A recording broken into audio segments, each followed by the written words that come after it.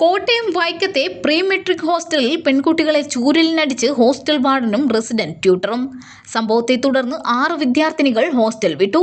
Food കഴിക്കാൻ നേരത്ത് അവിടെ ഒന്നും കിടക്കാനൊന്നും പാടില്ല, ഡൈനിങ് ഹാളിൽ നിന്നൊന്നും സംസാരിക്കാൻ പാടില്ല. അപ്പൊ ഞാൻ ചെന്ന് ഇരിക്കാൻ ചെന്നപ്പോ ഓട്ടോനെ കാലെടുത്ത് വെച്ചവിടെ.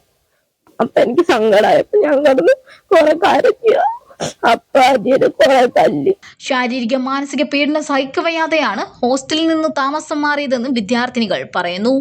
വൈക്കം നഗരസഭാ പരിധിയിൽ പുളിഞ്ചുവട്ടിൽ പട്ടികജാതി വികസന വകുപ്പിന് കീഴിൽ പ്രവർത്തിക്കുന്ന പ്രീ മെട്രിക് ഹോസ്റ്റലിലെ വാർഡനും റെസിഡന്റ് ട്യൂട്ടർക്കുമെതിരെയാണ് പരാതി ഉയർന്നിരിക്കുന്നത്.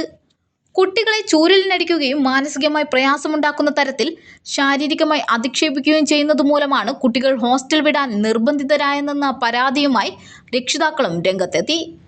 എന്നെ ഭയങ്കരമായിട്ട് തല്ലുമായിരുന്നു, വഴക്കൊക്കെ പറയുമായിരുന്നു. അത് കാരണം ഞാൻ വീട്ടിലേക്ക് പോകുന്നു. ഫുഡ് കഴിച്ചില്ലെങ്കിൽ എല്ലാം ഫുഡിൻ്റെ ഇച്ചിരി അവിടെ താഴ്ത്തി വീണാലൊക്കെ തല്ലുമായിരുന്നു. വെച്ച് തല്ലും, കൈയൊക്കെ കടിച്ചു വീർത്തൊക്കെ വരും. UP ഹൈസ്കൂൾ ഹയർ സെക്കൻഡറി വിഭാഗങ്ങളിലായി ഈ അധ്യയന വർഷം 16 കുട്ടികളാണ് ഹോസ്റ്റലിൽ താമസിച്ച് വിവിധ സ്കൂളുകളിലായി പഠിക്കാനായി ചേർന്നത്.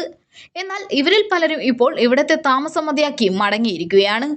സ്കൂളിൽ നിന്ന് ഒരു ദിവസം വൈകിയെത്തിയതിന്റെ പേരിൽ +2 വിദ്യാർത്ഥിനിയെ സന്ധ്യാസമയത്ത് ഹോസ്റ്റലിൽ നിന്ന് ജീവനക്കാർ ഇറക്കി വിട്ടു. ഈ രക്ഷകർത്താക്കൾ അവിടെ വരാൻ പാടില്ല, പിള്ളേരെ കാണാൻ പാടില്ല. എല്ലാ ദിവസവും, ഒരു ദിവസമല്ല, എല്ലാ ദിവസവും പിള്ളേരെ തല്ലുകയും മഴക്കുകയും ചെയ്യാറ് പതിവാണ്. 2 കിലോമീറ്റർ അകലെ ബന്ധുവീടുള്ളതിനാൽ രാത്രി പെൺകുട്ടി വീട്ടിൽ നടന്നെത്തി. നിരുത്തരവാദിത്വപരമായി പെരുമാറുന്ന ജീവനക്കാരെ മാറ്റിയാൽ വിട്ടുപോയ കുട്ടികളെ ഭൂരിഭാഗത്തെയും ഹോസ്റ്റലിൽ തിരിച്ചെത്തിക്കാൻ തയ്യാറാണെന്ന് രക്ഷിതാക്കൾ പറയുന്നു.